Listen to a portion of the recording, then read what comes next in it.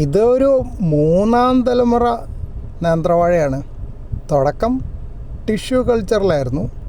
ഒരു പെൻസിലിൻ്റെ വണ്ണമുള്ള പേപ്പർ കപ്പിൽ കൊണ്ടുവന്ന ചെടികളായിരുന്നു ആദ്യ തലമുറ. അതൊരു 10 എണ്ണം ഉണ്ടായിരുന്നു. ഒരു ഇതെല്ലാം തന്നെ വളരെ വലുതായി, 2 ആൾ പൊക്കമൊക്കെ ഉണ്ടായി കുലച്ചു. അതിൽ ഒരെണ്ണം മാത്രം നഷ്ടപ്പെട്ടു പോയി, കേടായിപ്പോയി.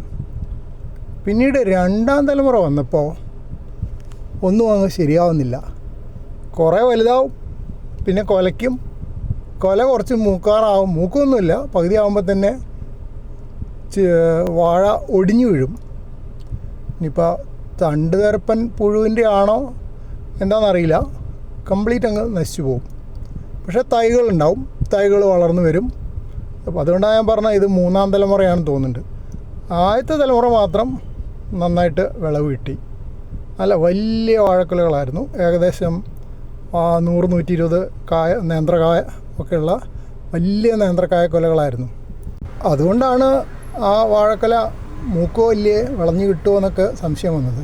ഇത് കണ്ടില്ലേ, ഈ വാഴ ഉണങ്ങിപ്പോയത്. ഇത് അത്യാവശ്യം നല്ല വലുപ്പത്തിൽ വന്ന വാഴയായിരുന്നു. കുറച്ച് കഴിഞ്ഞപ്പോൾ കൂമ്പ് ഉണങ്ങി, പിന്നെ കംപ്ലീറ്റ് ഉണങ്ങി. ഇതിപ്പോൾ 1-2 ഒന്നല്ല, ഒരു 10-15 എണ്ണം ഇങ്ങനെ നഷ്ടപ്പെട്ടിട്ടുണ്ട്.